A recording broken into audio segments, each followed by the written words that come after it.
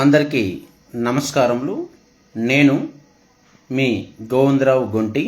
అల్లూరి సీతారామరాజు గారి స్ఫూర్తితో జన జాగృతిలో భాగంగా ఈరోజు ఒక జీవన నైపుణ్యంతో మీ ముందుకు వస్తున్నాను. మాట్లాడుకుందాం. అందరూ జాగ్రత్తగా వినండి.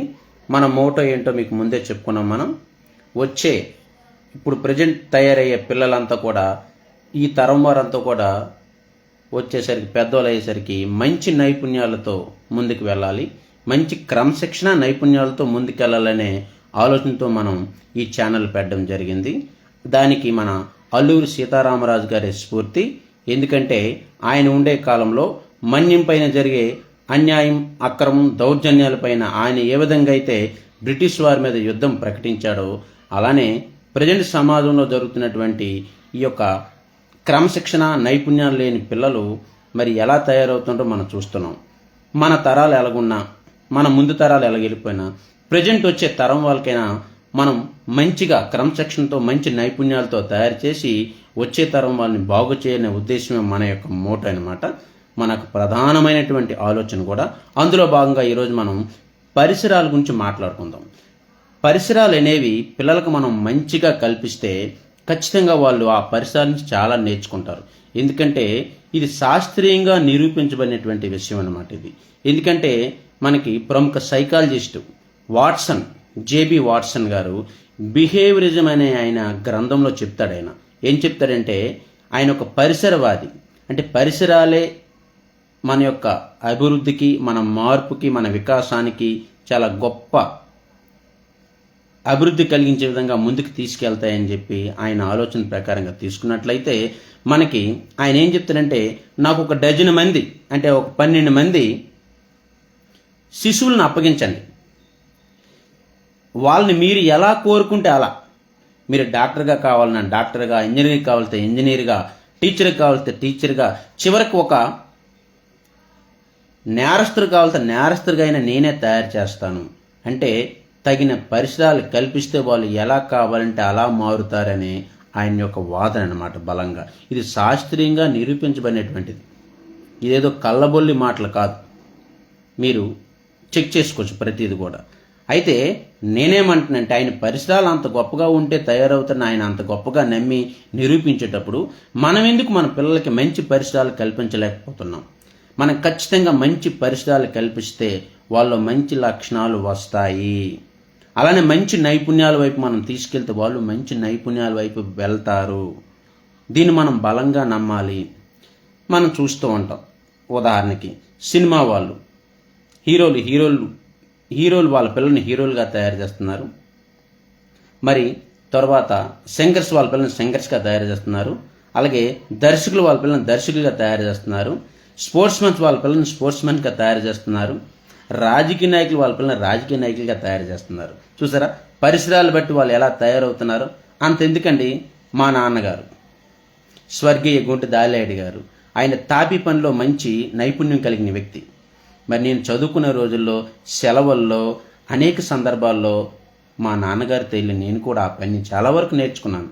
కొన్ని సందర్భాల్లో మా నాన్నగారికి ఒక చిన్న మేస్త్రిగా ఉండి నేను కూడా వెనకాతల ఆయన పని చేస్తూ ఉండేవాడిని. అంటే ఆ తాపి పనికి సంబంధించిన అనేక ఐటమ్స్ మా ఇంట్లో చూస్తూ ఉండేవాడిని. ఎప్పుడు ఆ మాటలు వినేవాడిని. నాకు అనుకోకుండా మా నాన్నగారు చేసే పని మీద నాకు ఒక మంచి అభిప్రాయం కలిగి నేను నేర్చుకున్నాను. తర్వాత మా నాన్నగారు నన్ను చదివించారు కాబట్టి తర్వాత నేనేం కావాలనుకున్నా ఆ ఫీల్డ్లోకి నేను వెళ్ళడం జరిగింది. ఇక నేను చెప్తుంది ఏంటంటే, పరిసరాలు బట్టి మనుషులు ఎలా తయారవుతారనే విషయం గురించి చెప్తున్నాను నేను మీకు. కాబట్టి మీరు కూడా మీ పిల్లలకి మంచి పరిసరాలను కల్పించండి. పరిసరాలు కల్పించడం అంటే ఏదో స్కూల్కి పంపిస్తున్నాం, వెళ్ళి వచ్చేస్తున్నాం, నేర్చుకుంటున్నాడు, ఏదో ట్యూషన్కి పంపిస్తున్నాం, ట్యూషన్ నుంచి వచ్చి వాడు ఏదో నేర్చుకుంటున్నాడు అనేదానికంటే మీరు ఆ పిల్లవాళ్ళు వెనకాతలు చూడండి. అబ్బాయిలైనా అమ్మాయిలైనా వాళ్ళు ఏం చేస్తున్నారో చూడండి. వాళ్ళకు కొన్ని పరిస్థితులు కల్పించండి. ఉదాహరణకి మంచి లక్షణాలు మనం ముందే చెప్పుకున్నాం. మనసులో మంచి భావనలు ఉండాలి, మెదడులో మంచి ఆలోచనలు ఉండాలి, వాళ్ళు చేసే పనిలో మంచి ఉండాలి. ఖచ్చితంగా వాళ్ళు రేపొద్దు సమాజానికి మంచిగా ఉపయోగపడతారు. కాబట్టి మీ పిల్లల కోసం కొంచెం సమయం కేటాయించండి. ఏ స్పోర్ట్స్నో తీసుకువెళ్ళండి. 1 గంట గడియో 2 గంటలు 3 గంటల స్పోర్ట్స్ కేటాయించండి. ఏదో ఒక ఆట నేర్పించండి. చాలా ఆటలు ఉన్నాయి. వెయిట్ లిఫ్టింగ్ ఉంది, రన్నింగ్ రేస్ ఉంది, బ్యాడ్మింటన్ ఉంది, లేకపోతే చెస్ ఉంది, ఇండోర్ అవుట్డోర్ బోల్డ్ గేమ్స్ ఉన్నాయి. వాళ్ళకి ఏది ఇంట్రెస్ట్ అది పెట్టండి. లేకపోతే మీకు ఇంట్రెస్ట్ ఉందని పెట్టి చూడండి వాళ్ళు దేనికి ఉపయోగపడతారు అనేది. వాళ్ళకు ఒక అవకాశం ఇవ్వాలి కదా మనం పిల్లలకి. పిల్లలు ఏంటండి, ఏమీ తెలియనటువంటి ఒక ఆయన చెప్తాడు టాబ్యులారసా అంటే ఏమీ రాయినటువంటి బల్ల లాంటి వారంట, పలక లాంటి వారంట పిల్లలు. మనం ఏం రాస్తే అది ఆ యొక్క మెదడులో ముద్రలు ఉంటాయన్నమాట. మీరు ఏం చేయాలంటే అది చేయండి పిల్లవాడిని, లేకపోతే వాళ్ళు ఏమవ్వారో అది చేయడానికి ప్రయత్నించండి. పిల్లలు మనం ఎలా కావలిస్తే అలా మలుచుకునేటువంటి బాధ్యత మనకుంది. వచ్చే తరానికి మనం మంచి లక్షణాలతో ముందుకు తీసుకెళ్ళాలంటే మీరు చేయండి, కొంత సమయాన్ని కేటాయించండి. మనం రెక్కాడితే కానీ డొక్కాడిన బతుకులు అయినప్పుడు కూడా మన పిల్లలు గొప్పవాళ్ళుగా తయారవ్వాలంటే, మంచి క్రమశిక్షణతో ఉండాలంటే, మంచి నైపుణ్యాలు నేర్చుకోవాలంటే వాళ్ళ కోసం మనం ఖచ్చితంగా ఎంతో కొంత సమయాన్ని మనం కేటాయించాలి. కేటాయిస్తే ఖచ్చితంగా వాళ్ళు మంచి నైపుణ్యాలు సంపాదించుకుంటారు. కాబట్టి మీరు ఏం చేస్తారంటే పిల్లలతో పాటు ఎక్కడైనా కోచింగ్లు తీసుకెళ్ళండి, ఏదైనా చేయండి. లేదు మనం ఎక్కడికి తీసుకెళ్ళామంటే మీ ఇంట్లోనే ఒక 4 రకాల రంగు పెన్సిళ్ళు, 4 రకాల డ్రాయింగ్ గీసుకునే పుస్తకాలు, లేకపోతే 4 రకాల స్కెచ్ పెన్లు తీసి పడేయండి. ఎక్కడో చూసి యూట్యూబ్లో ఎక్కడో చూసి ఒక చిన్న రకరకాల బొమ్మలు వేసి వాళ్ళకి చూపించండి. వాళ్ళు దగ్గరుండి నేర్చుకుంటారు. తర్వాత వాళ్ళే రకరకాల బొమ్మలు వేస్తారు. అది అలవాటుగా మారిపోతే వాళ్ళకు మంచి ఆర్టిస్ట్ అవుతారేమో, మంచి బొమ్మలు వేసే వాళ్ళు తయారవుతారేమో. లేకపోతే 4 స్పోర్ట్స్ సంబంధించిన రకాల ఇండోర్ అవుట్డోర్ గేమ్స్ రకాలు కొన్ని తీసుకొచ్చి ఐటమ్ తీసి మీ ఇంట్లో ఉంచండి. రోజు వాటిని చూసి వాళ్ళు తయారవుతారేమో, ఏదో ఒకటి నేర్చుకుంటారు కదా. కాబట్టి పిల్లల్ని తయారు చేయడంలో ఎప్పుడూ కూడా సమయం లేదు లేకపోతే అని ఆలోచించొద్దు ఎప్పుడు కూడా.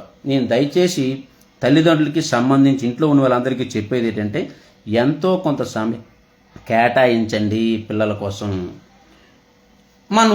మనకేదో ఫంక్షన్ ఉంటే మనం చేసే పని ఒకరోజు మానేయటం లేదా? లేకపోతే ఎవరో మన బంధువులు ఎవరైనా చనిపోతే ఒకరోజు మనం సెలవు పెట్టడం లేదా? లేకపోతే మనకు ఆరోగ్యం బాగోలేకపోతే మనం ఒకరోజు సెలవు తీసుకోవటం లేదా?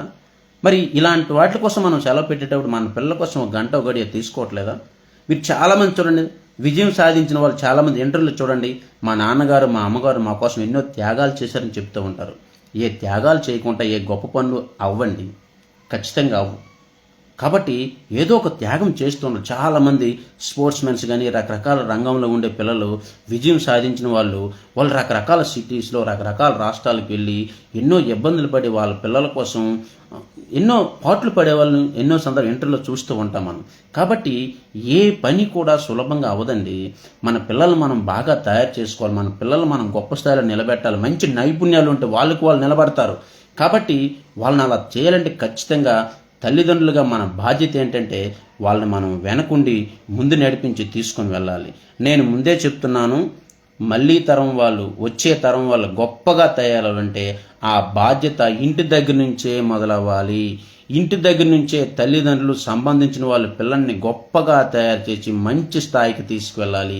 మంచి క్రమశిక్షణ, మంచి నైపుణ్యాలు, ఈ రెండే ఖచ్చితంగా పిల్లల్ని గొప్ప స్థానానికి